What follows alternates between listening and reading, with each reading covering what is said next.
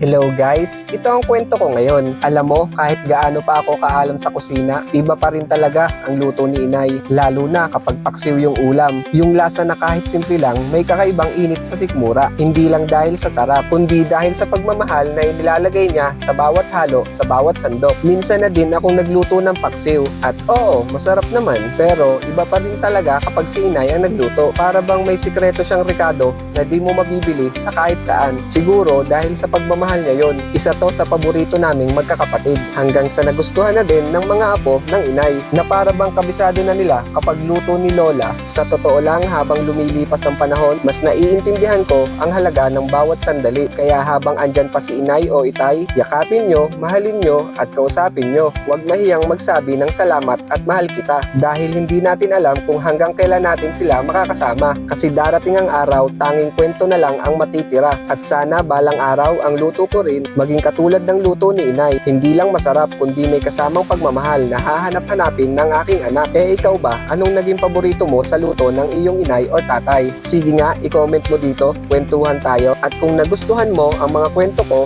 pwede mo akong i-follow o i-share ang mga video ko. Salamat na agad sa suporta. Ay siya, hanggang dito na lang ang kwento ko. Salamat sa pakikinig. Hanggang sa muli. Bye bye bye!